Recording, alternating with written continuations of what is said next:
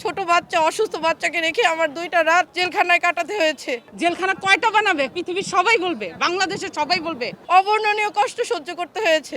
এই কষ্ট তো পাওয়ার জন্য আমরা এই সরকারকে নির্বাচিত করিনি। আমি একজন ফ্রিল্যান্সার, আমি শুধুমাত্র ভিউয়ের জন্য টাকার জন্য এই কাজ করতে যাব না।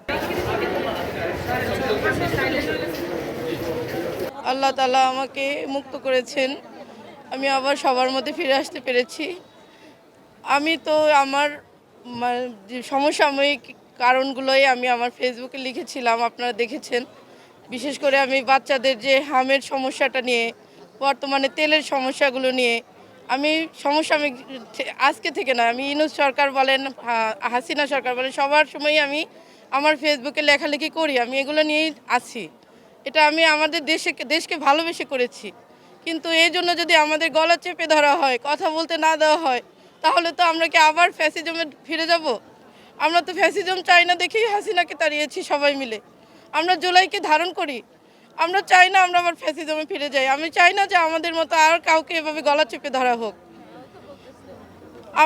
আমাদের সরকারের কাছে এটাই আবেদন, আমাদের অন্তত কথা বলতে দেওয়া হোক, যাতে সরকার সঠিক পথে থাকে। আজকে সরকারের হস্তক্ষেপের কারণে আজকে আমার 2 ছোট বাচ্চা অসুস্থ বাচ্চাকে রেখে আমার 2টা রাত জেলখানায় কাটাতে হয়েছে। অবর্ণনীয় কষ্ট সহ্য করতে হয়েছে।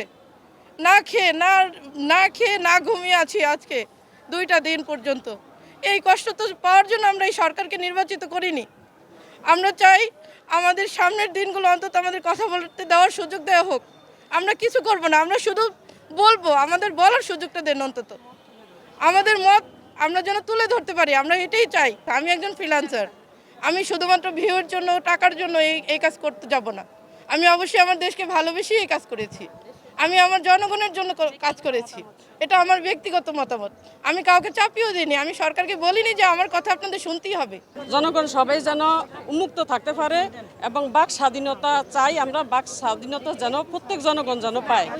আমার বাবা অসুস্থ, আমার বোন যা লিখছে সবাই বলবে যে এটা কোনো অন্যায় লেখে নেয়। সে লিখছে জনগণের কথা চিন্তা করে, যেটা জনগণ তুলে ধরতে পারে না, সবার মধ্যে এই সাহস থাকে না। এখন আমরা এরকম লিখব, এখন তারা যদি এটা সহ্য করতে না পারে, সিস্টেম পাল্টাচ্ছে না কেন? তারা কেন এগুলি তারা বলাবে কেন মানুষ দিয়ে? জেলখানা কয়টা বানাবে পৃথিবীর সবাই বলবে, বাংলাদেশের সবাই বলবে। সে জেলখানা কয়টা বানাবে? সবাইরে ধরে ধরে জেলে ভরবে। শেখ হাসিনার যে অবস্থা হয়েছে, সেও তার অবস্থা সেই রকমই করতে চায়। 17 বছর যে ফ্যাসিজম এবং ডিজিটাল অ্যাক্ট করে মানুষের কণ্ঠ স্তব্ধ করতে চেয়েছিল, আবার পুনরায় যাতে এই নবনির্বাচিত সরকার সেটি না করে, আমরা সরকারের কাছে উদাত্ত আহ্বান জানাবো। এবং আমরা জানতে চাই, দেশের মানুষ জানতে চায়, কি ঠুনকো অজুহাতে, কাদের ইশারায়, কার নগদর্পণে এই কাজটি হলো। গতকালকে জামাত ইসলামীর একজন মহিলা কর্মী, তার নাম হচ্ছে রওদা বিবি, তাকে পুলিশ অ্যারেস্ট করেছে এবং আমরা গতকালকেই জামিনের প্রেয়ার দিয়েছি। বিজ্ঞ আজকে শুনানির জন্য রেখেছেন। মামলার যে এজাহারে বলা হয়েছে যে উপরের মহলের নির্দেশে তাকে গ্রেপ্তার করা হয়েছে।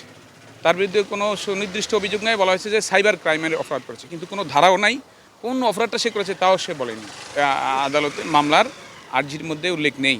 সুতরাং আদালত শুধুমাত্র 54-এ অভিযোগটা দিয়ে বলেছে যে উপরের মহলের নির্দেশ। কে নির্দেশ দিয়েছে বা কি অভিযোগ সেটা নাই। সুতরাং আমরা ধরে নিয়েছি যে উপরের মহলের কোনো একটা ছায়ার নির্দেশ আছে, যার কারণেই বিজ্ঞ আদালত সেটা শুনে দেখেছেন যে জামিন না দেওয়ার মতো কোনো এলিমেন্টস নাই, জামিন দেওয়ার মতোই এলিমেন্টস আছে, যার কারণে বিজ্ঞ আদালত সন্তুষ্ট হয়ে জামিন দিয়েছে।